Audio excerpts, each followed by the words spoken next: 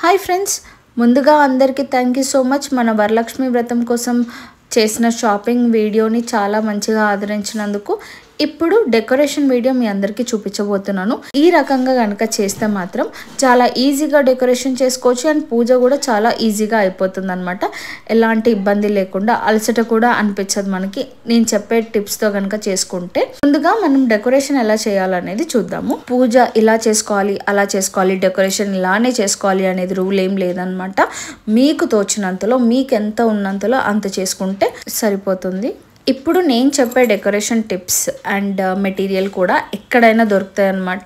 మనకి ఏ road side అయినా దొరుకుతాయి, షాప్లో కూడా దొరుకుతాయి. మేము ఇక్కడ బ్యాక్గ్రౌండ్ కలర్ రెడ్ కలర్ అని చూస్ చేసుకున్నాము. బికాజ్ అమ్మవారికి రెడ్ కలర్ అంటే చాలా ఇష్టం కదా, అందుకని చెప్పేసి రెడ్ కలర్ చూస్ చేసుకున్నాము. కానీ మా అమ్మవారు మాత్రం గ్రీన్ కలర్ శారీలో ఉంటారనమాట.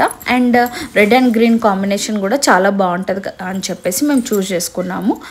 మేము ఒక కార్నర్ని అయితే సెలెక్ట్ చేసుకున్నాము. మనం ఈస్ట్ ఫేసింగ్ అయినా చేసుకోవచ్చు, వెస్ట్ ఫేసింగ్ అయినా పెట్టుకోవచ్చు, అంతేగాని నార్త్ అండ్ సౌత్ డైరెక్షన్స్లో మాత్రం పెట్టుకోవద్దు. మేము plain thick red colour cloth అయితే చూస్ చేసుకున్నాము. దాని మీద ట్రాన్స్పరెంట్ క్లాత్ అనేది వేసాము.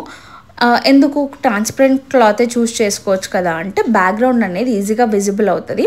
థిక్ కలర్ అయితే మనకి విజిబుల్ ఉండదు అండ్ దానిపైన నెట్ క్లాత్ వేస్తే కనుక చాలా బాగా కనిపిస్తుంది అనమాట. అందుకని మేము ఇలా బ్యాక్గ్రౌండ్ చూస్ చేసుకున్నాము. ఇప్పుడు నాన్న పెడుతున్న గ్రీన్ కలర్ లీవ్స్ ఏవైతే ఉన్నాయో ప్లాస్టిక్ లీవ్స్ ఎక్కడైనా దొరుకుతాయి అనమాట. అది ఈజీగా మనకు అవైలబుల్గా ఉంటుంది and some 100 rupees or 150 rupees ఉంటుంది అంతే. కాస్ట్ కూడా ఎక్కువ ఉండదు.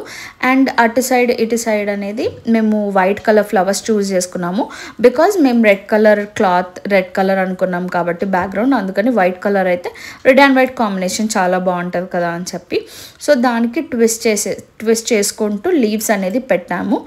అండ్ ఈ హ్యాంగింగ్స్ వచ్చేసి మీకు ఏ రోడ్ షాప్లో అయినా దొరుకుతుంది, లేదా నార్మల్ పూజా స్టోర్లో కూడా దొరుకుతుంది అనమాట.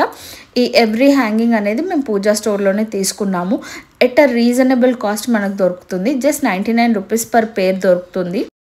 మేము వినాయకుడు హ్యాంగింగ్స్ 2 సైడ్స్ పెట్టేసి మిడిల్లో అమ్మవారు రావాలి అనేది ప్లాన్ వేసుకున్నాము. కానీ ఇక్కడ మాకు స్పేస్ సరిపోవట్లేదు, అందుకని 1 ఆఫ్టర్ 1 వినాయకుడు అనేది ఇలా పెట్టామన్నమాట. అయినా కూడా మాకైతే లుక్ చాలా బాగా నచ్చింది. ఇంతకీ బ్యాక్గ్రౌండ్ లైట్స్ గురించి చెప్పలేదు కదా, మన సీలింగ్ లైట్స్ ఉంటాయి కదా, ఫాల్ సీలింగ్ లైట్స్, దాన్ని మేము తీసుకొని ఒక ప్లగ్ మాత్రం అటాచ్ చేసేసి దాన్ని ఏ షేప్లో అంటే ఆ షేప్లో చేసుకోవచ్చు. మీకు కావాలంటే ఓమ్ షేప్లో కూడా చేసుకోవచ్చు అనమాట. మేము నార్మల్గా లైటింగ్ వస్తే చాలు అనుకున్నాము. ఇప్పుడు మన బ్యాక్గ్రౌండ్ సెటప్ అయితే అయిపోయింది. నెక్స్ట్ వచ్చేసి కింద ఫ్లోర్ సెటప్ అయితే చేసుకోవాలన్నమాట.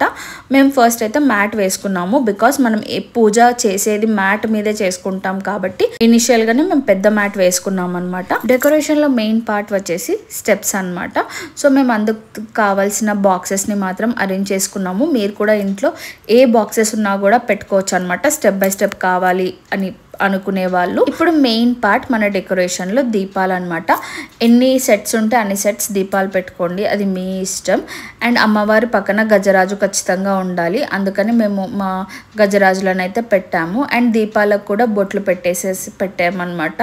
అండ్ వత్తులు కూడా సపరేట్గా నానబెట్టేసాం మేము. ఇప్పుడు అమ్మవారిని కూర్చోబెట్టే జాగ మీద మాత్రం ఖచ్చితంగా ముగ్గు వేయాలన్నమాట. అందులో పసుపు కుంకుమ వేసేసి జాకెట్ పీస్ అయినా లేకపోతే మీ దగ్గర ఏ క్లాత్ ఉంటే ఆ క్లాత్ పెట్టొచ్చు, కానీ కొత్తదే పెట్టాలన్నమాట. అమ్మవారి దగ్గర మాత్రం అన్యూజ్డ్ పెట్టాలి ఏదైనా కూడా. ఇప్పుడు మేము అమ్మవారి బొమ్మనైతే కూర్చోపెట్టాము. సో అప్పుడే మేము కలసం కూర్చోపెట్టట్లేదు అనమాట. బికాస్ పూజ రేపు కాబట్టి సో రేపే మేము పూజ చేసేటప్పుడు అప్పుడు కూర్చోబెడతాము. ఇప్పుడు జస్ట్ డాల్ మాత్రం కూర్చోబెట్టామన్నమాట. ఇప్పుడు మేము వాయినంకి రెడీ చేస్తున్నాము. బ్యాగ్స్ మాత్రం రెడీ చేసేసి సైడ్కి పెట్టుకుంటున్నాం అనమాట. సో ఇదంతా టైం సేవింగ్ ప్రాసెస్, ముందుగానే చేసుకోవచ్చు. ఎప్పుడైనా మీకు కుదిరినప్పుడు ఆ వీక్లో అయినా ఎప్పుడైనా చేసుకోవడానికి ట్రై చేయండి. ఒకటే రోజు అన్ని పనులు చేయాలంటే చాలా కష్టం అవుతుందన్నమాట. మమ్మీ అయితే ఫస్ట్ అమ్మవారికి వాయినం పెట్టారనమాట. అంటే రెడీ చేసేసి పెట్టారు, ఎలాగో రేపు పూజ చేశాక పెడతారు కాబట్టి అమ్మవారికి ఫస్ట్ అమ్మవారికి అయితే వాయినం సైడ్కి పెట్టేసేసి ఇప్పుడు మిగతా వాళ్ళందరికీ ప్యాక్ చేయడం స్టార్ట్ చేశారనమాట. సో వాయినంలో బ్లౌజ్ పీస్, బ్యాంగిల్స్, పసుపు కుంకుమ, వక్కలు అనేవి మ్యాండేటరీ. సో ఇవైతే పెట్టారు బ్యాగ్లో. మిగతావి ఫ్రూట్స్ కానీ అవన్నీ రేపే డైరెక్ట్ వాళ్ళకి ఇచ్చేటప్పుడు పెట్టవచ్చు అని చెప్పేసి సైడ్కి పెట్టుకున్నాము. సో ఫైనల్ డెకరేషన్ అయితే ఇదనమాట.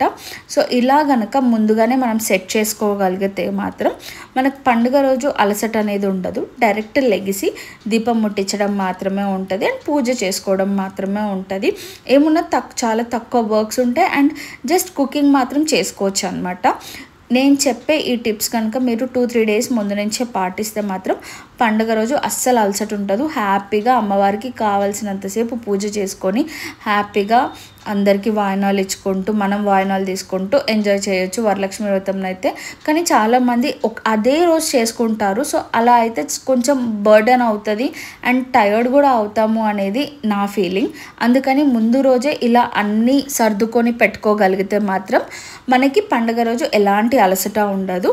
సో మన ఈ టిప్స్తో ఈ వ్లాగ్ మీకు అందరికీ నచ్చిందని అనుకుంటున్నాను. నచ్చితే కనుక లైక్, షేర్ అండ్ సబ్స్క్రైబ్.